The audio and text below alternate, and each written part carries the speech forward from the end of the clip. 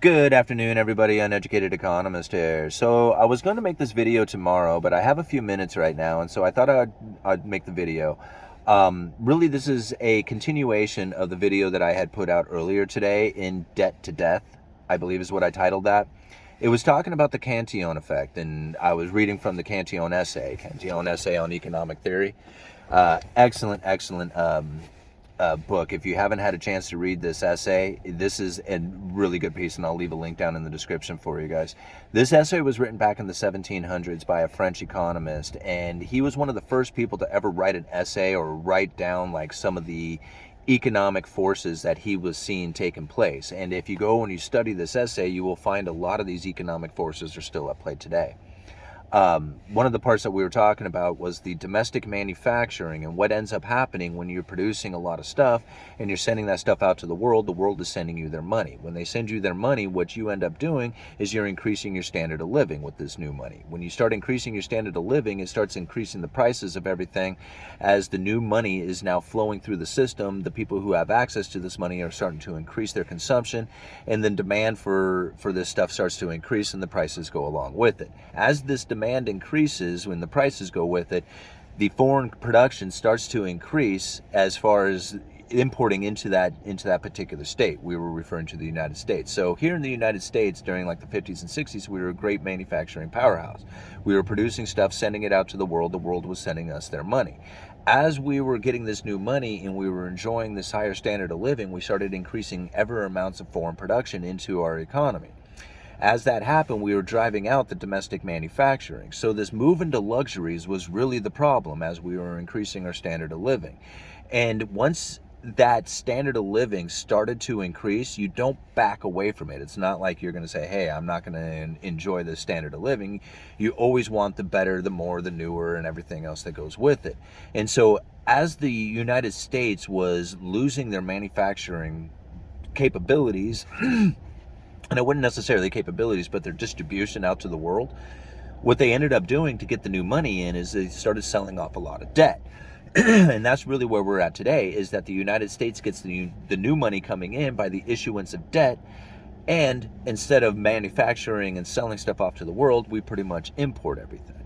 And this is really the case of being pretty fragile for the United States, as the moment that the new money turns off, from the lack of either people buying our debt or refusing to accept our money, one way or the other, the United States will fall into poverty, because we're not a manufacturer anymore and the new money would no longer be pouring in. All right, so that was kind of a quick overview. I'll leave a link down in the description to the previous video. We go into a little bit more depth than that, but this is what Cantillon goes on to say about diving into luxuries, okay? When the state has arrived at its highest point of wealth, I always assume that comparatively, wealth of a state consists mainly in their respective quantities of money. It will inevitably fall back into poverty by the ordinary course of things. The too great of abundance of money, which gives power to states so long as it lasts, throws them back imperceptibly but naturally into poverty. Thus, it would seem that when a state expands by trade and abundance of money, and the abundance of money rises or raises the price of land and labor, the prince or legislator ought to withdraw money from circulation, keep it for emergencies, and try to slow down the circulation by every means, except compulsion and bad faith, to prevent its goods from becoming too expensive and avoid the drawbacks of luxury. So what they are saying right there is that it's like basically when the state has arrived at its highest point of wealth, and he's saying, I always assume that comparatively wealth the state consists mainly in their respective quantities of money, it will inevitably fall back into poverty by the ordinary course of things, right? So he's saying, like, once the money has increased, right, and you get this big abundance of money in there and it reaches its peak, the only place it can go is back into poverty, right? That's just where it's going to head to. So,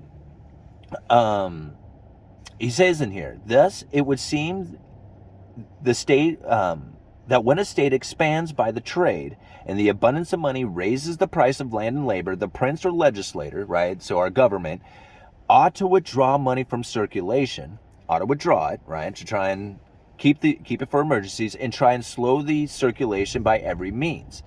Accept compulsion in bad faith to prevent the goods from becoming too expensive and avoid the drawbacks of luxury. So now we have already gone past the point that you can't bring like the domestic manufacturing back.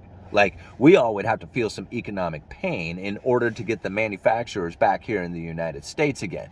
What they're trying to do is just slow down our consumption, but it's not going to actually balance the trade again, okay? And that's really where the problem starts to exist here in the United States. As far as I'm concerned, what Cantillon is saying here is that it's already too late. Now, let me continue on, because this is a good chapter right here. However, it is not easy to perceive the opportune time for this, or to know when money has become more abundant than it ought to be for the goods, or for the good and preservation of the advantages of the state. See, right there, they don't know when there's too much money in the state, and they don't know when to deal with that. Like, they just assume that everything is going to be awesome forever, right? He goes on to talk about it. Therefore, princes and heads of republics do not concern themselves much with this sort of knowledge, and strive only to make use of the abundance of their state revenue to extend their power and insulate other countries on the most frivolous pretexts. Or not insulate, insult other countries on the most frivolous of pretexts. Right? So right there, he is basically saying they don't understand, and what they're going to do with the abundance of money is they're going to expand their power and like make everybody feel happy about, you know, whatever it is that's going on, and then insult other people with it, right? Okay, all things considered, working to perpetuate the glory of their reign and administration, and leaving monuments of their power and wealth, and perhaps the best they can do, because according to the natural course of humanity, the state must collapse on its own. They only accelerate its fall a little. Right? See, that's another reason why I don't really get into the whole politics of things. He's saying right here, all things considered, working to perpetuate the glory of their reign and administration, and to leaving monuments of their power and wealth, is perhaps the best that they can do. Right? That's it. They're not doing anything for you. Right? Because according to the natural course of humanity, the state must collapse on its own.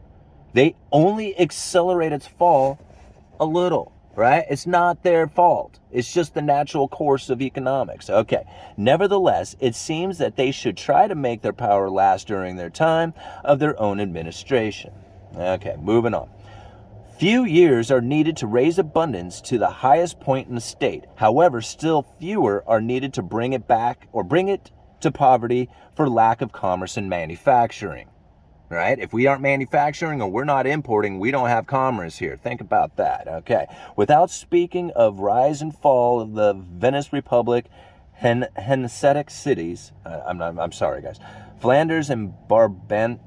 I don't know these names. Barben and the Dutch Republic, who have succeeded each other in profitable branches of trade. One may say France's power has only been on the rise from 1646, when factories were established to produce clothing which had previously been imported, to 1684, when the number of Protestant entrepreneurs and artisans were driven out of France. The kingdom has done nothing but recede since the last date. So once they got rid of the manufacturing, that was it. It was over. They chased them out, and it was gone. Right? So think about that here in the United States, right? If we don't have stuff being imported, we don't have commerce, right? If we don't have people buying our debt, then we don't have new money coming into the system, right? If those two things turn off, we're all falling into poverty. It's a scary situation to think about. Like, people say, let's fix the debt. I don't think so. I don't think you want to fix the debt. You want to bring manufacturing back to the United States? Good luck. You know how to do it? You're all going to have to fall into poverty first to make it worthy. We're coming to the end. I mean, I don't know how much longer it can last. I mean, can they push it 50 years, 100 years, 10 years, 2 years? Who knows, right? But listen to Cantillon talk about this stuff from 1700s, right? This isn't new, right? This is old stuff. But they don't teach it to you, because if you knew, it would all be over. right? We would have never, it would have collapsed by now. The secret is the way they're able to keep it going. All right, I gotta go. Uneducated economist, you guys let me know.